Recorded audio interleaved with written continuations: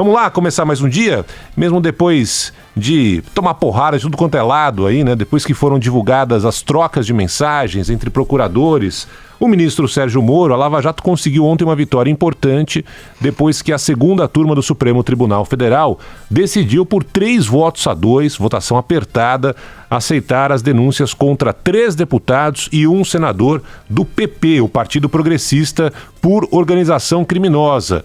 Então os deputados Eduardo da Fonte, Arthur Lira, Aguinaldo Ribeiro e o senador Ciro Nogueira.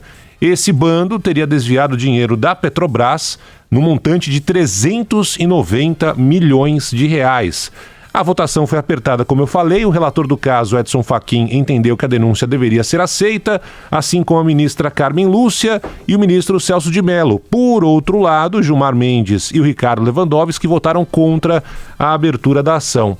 Essa votação foi importante ontem no Supremo, primeiro para mostrar que, apesar de ter sido decidida por apenas um voto de diferença, as provas coletadas ao longo de quase 4 anos mostraram que havia uma organização criminosa, partidária nesse caso, envolvendo o Partido Progressista atuando na Petrobras. E que, apesar das recentes denúncias, aquelas trocas de mensagens que colocam em dúvida a imparcialidade da Lava Jato, as acusações e provas obtidas até agora, como nesse caso do PP, não podem ser ignoradas. Não dá para colocar tudo no mesmo saco, no mesmo balaio e jogar fora. O que já foi apurado e onde forem encontrados fortes indícios de corrupção tem que ser, de fato, investigado. Ainda falando sobre o vazamento da Lava Jato, né? Ontem o ministro Sérgio Moro se antecipou a uma eventual convocação e se dispôs a ir à Comissão de Constituição e Justiça do Senado no próximo dia 19, semana que vem, para explicar, ou pelo menos tentar explicar, aquelas mensagens trocadas entre ele e o procurador Deltan Dallagnol. E é importante que o Moro faça isso. Vai que o Moro chega lá e fala assim: eu não falei que eu trocava mensagens com todo mundo? Não foi só com o Dallagnol. Eu trocava mensagem, por exemplo, com Cristiano Zanin, que é o advogado do Lula. Tá aqui, ó. Cristiano Zanin mandou uma mensagem para mim perguntando se é triplex ou triplex. Tá aqui. O Cacai, né, que é outro advogado importante, representa uma série de investigados na Lava Jato, perguntou se valia a pena levar tal testemunha. Eu falei, pode ser. É evidente que isso não aconteceu, né? Ontem o Moro foi condecorado pelo Bolsonaro, tá na capa de todos os jornais, a foto, né? Durante uma cerimônia, depois de uma breve reunião logo cedo com o presidente. Mas tanto a saída do Moro ao Congresso na semana que vem, quanto os eventos que ele participou ontem ao lado do presidente, mostram que o Bolsonaro até agora, até este momento, diante dessas revelações que foram apresentadas, Moro vai continuar no Ministério da Justiça. Ontem o Bolsonaro foi questionado diretamente, né, sobre o caso e preferiu não falar nada. Saiu da entrevista, o presidente claramente não quer entrar diretamente na crise, mas seus gestos deixam claro que Moro segue com o ministro da Justiça. Os jornalistas do site The Intercept Brasil dizem que há muito mais para revelar, mas até agora, pelo menos nesse instante, não haverá uma mudança significativa do cenário.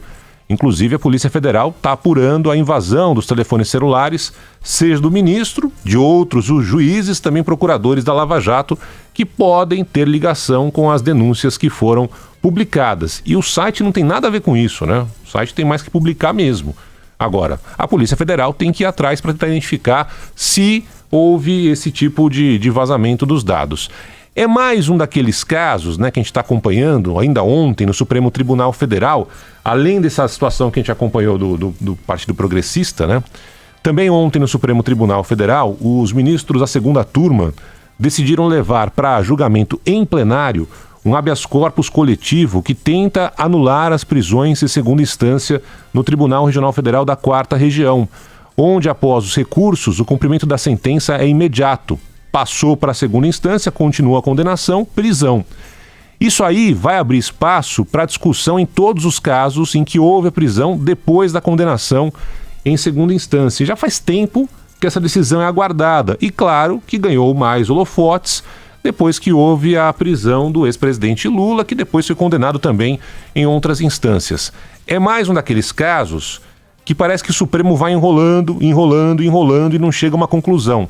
Só que é importante que essa questão seja logo encerrada, senão toda hora se volta ao tema. tudo indica que finalmente os ministros vão bater o martelo no plenário do Supremo, com seus 11 ministros, se a prisão em segunda instância deve ser cumprida tão logo ocorra a condenação ou se cabe recurso aos tribunais superiores com o condenado livre, em casa. É algo que já deveria ter sido discutido lá atrás, né, de forma definitiva. E, independentemente da posição de cada um, é necessário que o Supremo Tribunal Federal decida. A prisão em segunda instância segue o que é praticado em diversos países, em várias democracias, em que o condenado em segunda instância começa a cumprir pena, sem prejuízo dos recursos que ele pode ir atrás, que ainda tem direito de apresentar em tribunais superiores. E para mim deveria continuar sendo exatamente assim. Condenado em segunda instância, prisão. Se condenado em segunda instância hoje, o pobre ou com menos recursos, ele vai para a cadeia.